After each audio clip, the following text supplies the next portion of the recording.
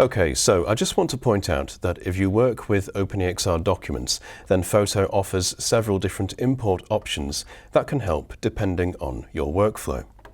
So we access them from the Preferences menu up here, and on the Color sub-menu here, we have our OpenEXR import options here.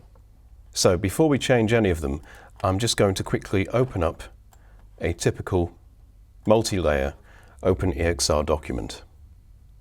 Okay, and I'll just move across to the Layers panel.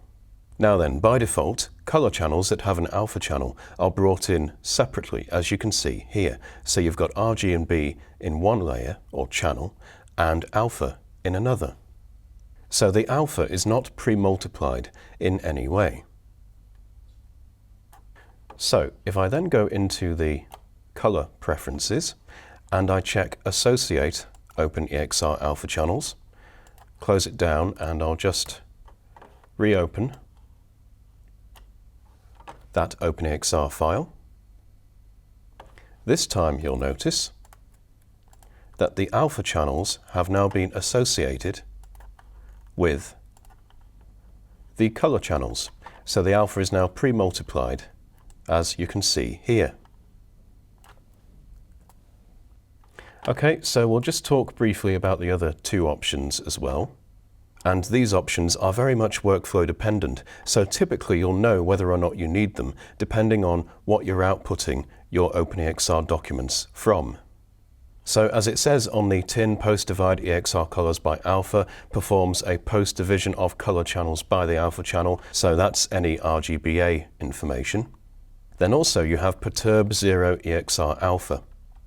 Now, in some workflows, you have cases of 0 alpha. And if you're post-dividing alpha with color information, the post-division can fail if you've got 0 alpha. So rather than set the color channel information to 0, enabling this means that the alpha instead is set to a very small positive number before the division, meaning the information isn't discarded or the color channels aren't set to 0. And as long as you keep this option checked, then the operation is reversed when exporting back out of Photo, again as OpenEXR.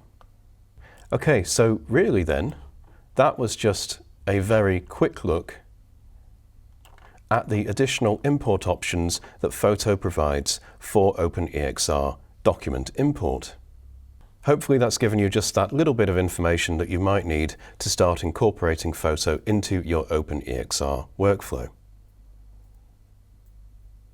So if you have any questions or queries, please don't hesitate to ask on the Affinity forums, and don't forget to check out the other video tutorials. Thank you for watching.